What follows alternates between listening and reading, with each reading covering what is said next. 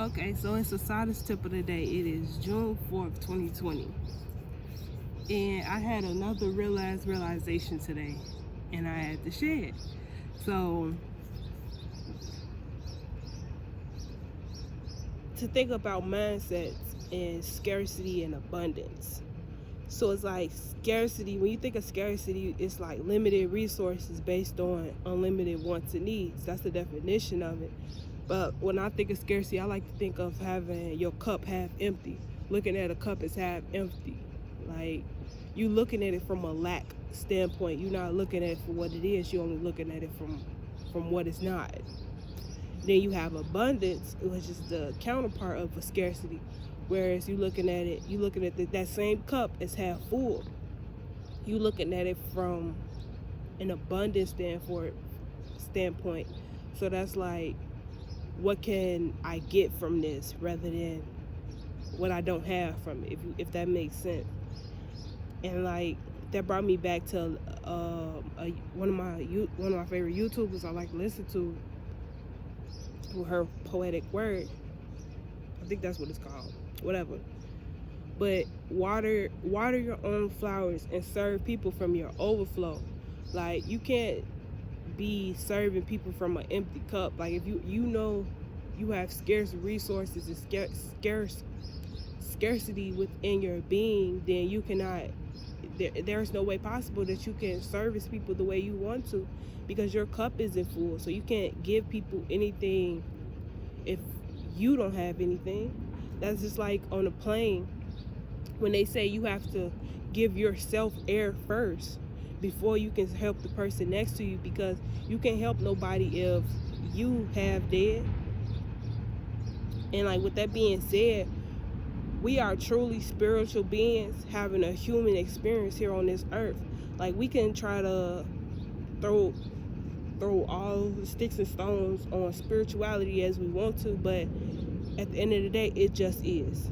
And it's like, you can't take that away. Like, the person that you hear talking back to you in your head, like if you say something like right now, I just said big in my head. I know I said that because my spirit on the inside said it. And it's like, that don't make anyone crazy because they hear that little person in their head, they hear things. Society made us think that we crazy because they didn't want us to find that. They didn't want us to find that on the inside of us. They wanted us to stay complacent and be ignorant. But the moment, once you learn yourself and know yourself, no one can try to keep you in a box. And it's like, they only can a slave can only be a slave if they don't know that they're a slave. So it's like, they labeled that little person on the inside of your spirit. They labeled that person on the inside of you as crazy because they had to keep you a slave. As long as you ignorant to your own power, then you won't ever challenge theirs. And what's crazy is, like, when you add all the numbers up for today, like 6/4/2022, it equals 7. And I just said challenges. So it's like, that's a real big challenge that we face as human beings. And it's like, that's how we have to raise our consciousness. And like, we were literally put on this earth for a reason. And I believe that reason is to, first you gotta find yourself here. And then once you find yourself, you act accordingly, and you empower the people around you to find their purpose. So we can all elevate the consciousness of humanity. Because like, we can't get anywhere if there's scarcity. We cannot get anywhere in scarcity, because it's like, that's what produces fear. That's what produces all of that negativity. Like, and like, I love the show Avatar. Like, as a kid, I'm glad I didn't watch it or pay attention to it as much as I wanted to or should have, because I wouldn't have understood it in what I know now. Because like, now I watched it quite recently. I watched The Legend of Korra and the actual story, and I watched the real movie. But just watching them, how they actually put that together, I love that, because like, we have four components to our being, and like, we are avatars. We can manifest great things, just like we can destroy anything. We can create things and we can destroy. And like that is very powerful. That is our spiritual power. That is our chi. That is our fire. And it's like, just like I don't feel like digging through names in that show, but like, just like he had fire, and it was one of those things where it can be destruction if you don't know how to use it, if you using it for your own personal gain, if you using it out of your ego. But if you concentrate it and transmute that energy and really channel that energy, that fire, you know what you're capable of. What's his name? I forgot his name. I forgot his name from Avatar, but he was like really, really powerful. But he underestimated himself by wanting what everybody else wanted, and like that's a lesson in fire. Like wanting to spread before you are ready to. That's how wildfires get out of control. Like, you have to pace yourself and move at your own chi. You don't have to move at anybody else's. I don't care how fast society makes us think we have to move. We don't have to move at those paces. Like, I'm sitting right here with roller skates on. I've been teaching myself, well, me and you two, I've been learning for about a month now, and I'm not moving as fast as everybody else do, but I'm proud of the work I've done because I'm moving at my own pace. And it's like, that's all that you could ever ask of yourself. That's the only thing you could ever do for yourself, is move at your own pace and not worry about anybody else. And it's saying that air, that is our mental center. And it's like, that's what we understand. That's how we just look at the world and create. That's how what we think of the world, what we think of ourselves, and like how we understand everything. Because that's one thing we fail to realize. Like, in life, we live this world as children. So it's like everything that we see, we put a name to it. And it's like, we choose its relevance in our life. Like, this gate is not a book bag holder, but it just so happened to have a hook on it, and it's holding my book bag. That don't stop it from being a gate. Like, that don't stop it. So it's like, how we understand things is our choosing. But at the end of the day, everything just gonna be what it is. And that brings me to our emotional center. And that's how we connect with the world, how we feel things, how we utilize the things. Like, even though I mentally thought to do that, but I felt like it was the right thing to do, because I got tired of bending down trying to get my book bag. But it's something so small, but it's like, that is my emotional center. That's something like with your emotions, it's like your past memories. Like, I know that every time I came out here, that was a struggle for me. And it took me to actually think and look and pay attention and understand the ability that this gate has. And to use my energy to make it work for me. Like, we don't have to only look at things from one side. It's many ways to look at things. That's why we were put on this earth, to appreciate the different perspectives within our physical bodies. Like, we were put here to appreciate life and breath and just be here in order to elevate. Like, I was just listening to Coily Ray, No More Parties, and she was saying, just her verse and what she said, like, I'm only hanging with people that's gonna help me elevate. Some, but it ain't gonna make me better. She wanted to say F her dad, but it ain't gonna make her better. Like, you have to be willing to understand everything and be attached to nothing. Because we are all connected, yes, but we don't have to stay in that misery that made us miserable, like, at all. Like, it's so much more to this world. It's so much things to do. Like, we gotta leave that matrix, leave that virtual reality, and elevate, regardless. Like, I don't care who it is, mother, sister, daughter, child, whoever it is, if they around, well, not the child, because you're supposed to teach the children. I ain't gonna put the child in that, but some kids crazy as hell. But that's besides the point. Like, no matter who it is, if they bringing down your vibrations, if any, no matter people, places, and things, like, if it's bringing down your vibrations, then remove yourself. You don't have to make people uncomfortable and tell them about themselves. No, you remove yourself. You do what's best for you. You be the instructor of your own chi, your own energy, your own spiritual center. You are the avatar of your own reality. You have the power to manifest and destroy anything. So it's like, with that being said, I love this Sun Tzu quote. Like, this is something that will forever stick with me, and I actually want to get it tatted on me, the exact way and how I understand it. So, Sun Tzu, you know the enemy and you know yourself.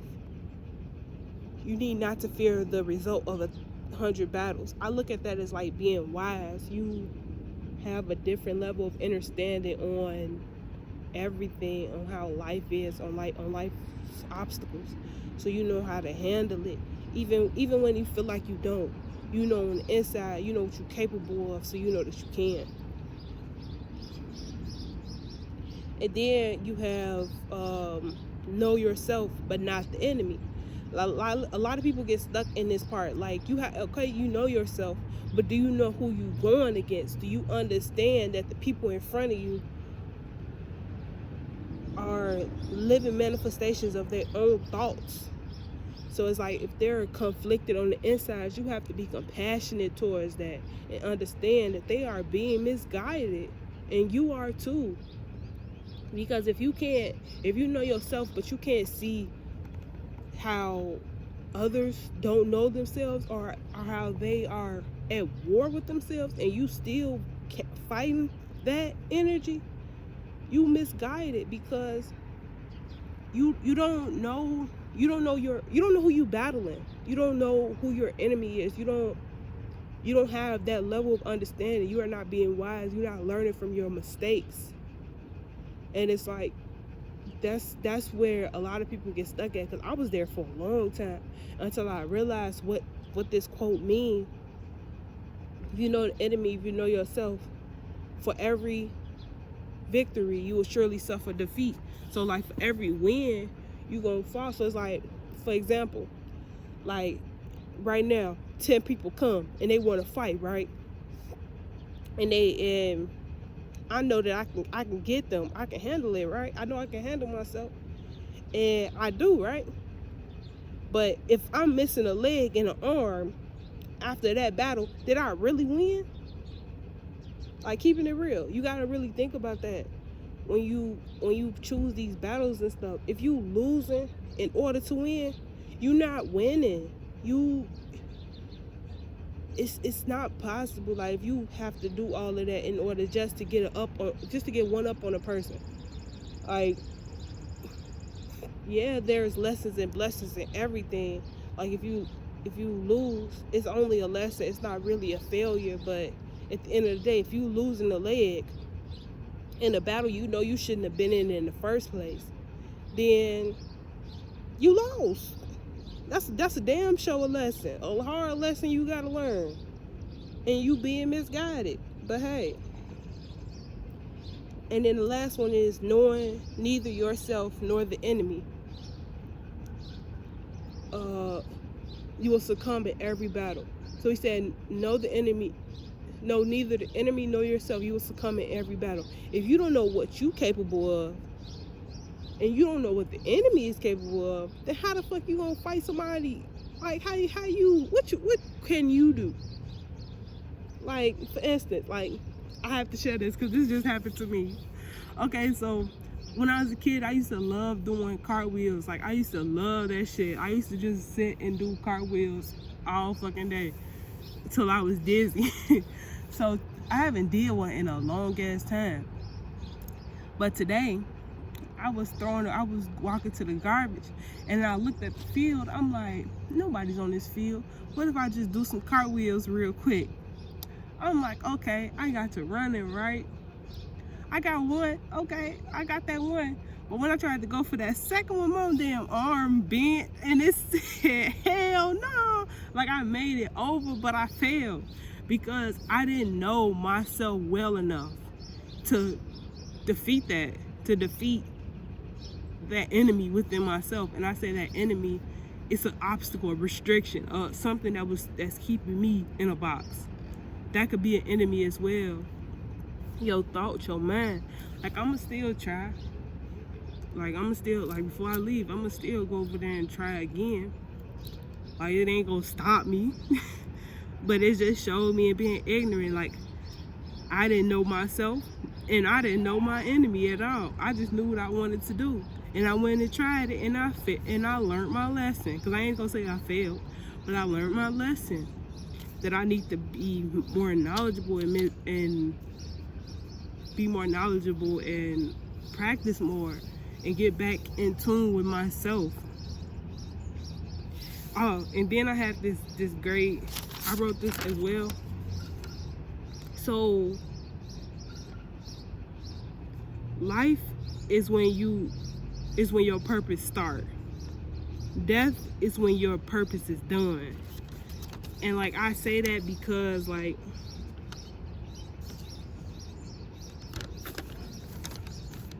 for instance, this paper, I wrote everything I just talked about. I woke up and I wrote it, right? But now I'm done with this paper. Its purpose is done. So now it can die. Metaphorically, it can die. But not saying die, but it can transform. Because like, all death is a transformation. Because like, energy cannot be created or destroyed, only transferred. So when I say like death is your purpose being done, it's like that which you was put here for, that which you learned how to do, that which you put your energy and effort into, and that you felt like you was put in this earth for, you're done with that. So now you are giving your wings to elevate. That's what comes to elevating. And it's like, that's all mindsets are, is you elevating above your previous thought. So like, because I just said a lot, like this is almost like 20 minutes long, and so I want to bring it back to my original thought, because I tend to forget sometimes, but bringing all of that back to the scarcity and abundance mindset. So like, cup half empty, scarcity, looking at life like just because you died, it's over. That doesn't mean it's over. That just means it's something next in store for you. Even with scarcity, we look at everything like once something is done, it's over. Or like, because we don't have this, that we won't ever have it. Or it's like, because we lack this, it won't ever be anything else. But it's like, if you sit and you stay in that energy, you will literally fucking die, because your being won't allow you to see the life and the potential and just the gifts of life. Like, I don't know how to explain it how I want to say it. I don't know how to say it how I'm thinking it either. Like, my mind is very thorough and complex. Okay.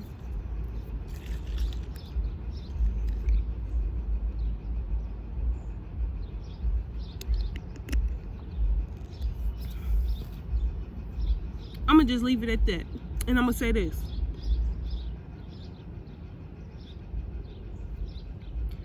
you are not crazy. So don't feed into the hype. Lose those toxic trains of thought that make you go against yourself, because like, you are limitless. And like, anybody who tell you otherwise, they are boxed in. They have limits on them. And it's like, we are far more than the reality we settle for. And the sooner we get in tune with ourselves and the abundance, and tap into the abundance of Mother Nature, to tap into the abundance of our chi, tap into the abundance of our chi, our mental, our physical, and our emotional. Because we can't just say one, we gotta say all four. Like, when we tap into the abundance of our avatar, like, and we align back into our purpose, we are capable of so much. Anything that we thought we couldn't have, we will have in front of us, and some. Like, I'm a part of this group called African People's Socialist Party, and it really taught me that, like, if we really tap into the abundance nature of our beings, we can take back our fucking empire.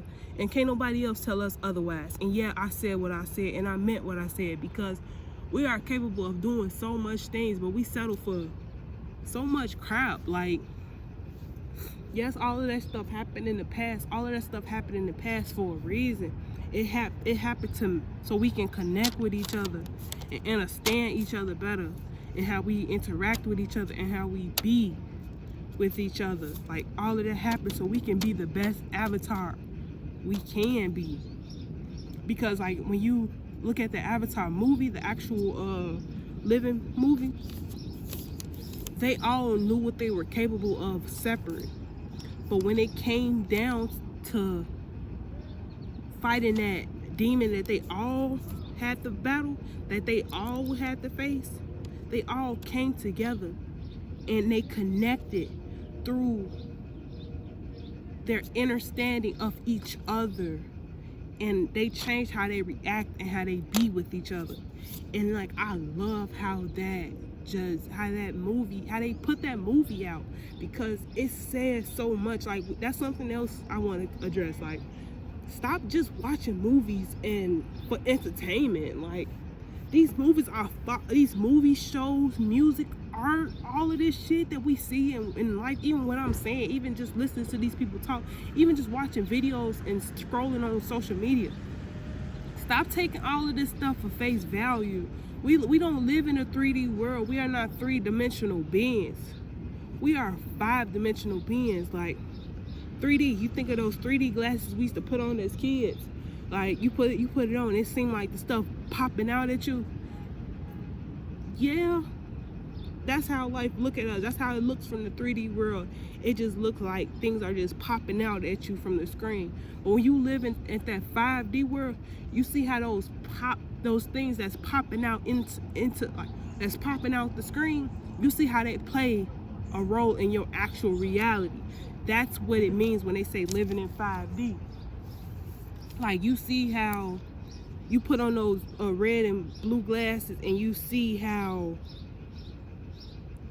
we are all connected, and just how it all relates to each other, how we just everything. You realize everything, how true everything I just said is. And that's the challenge of the day. That's how you stay wise. And that's what I'm going to leave it at. Peace and love. Enjoy your day.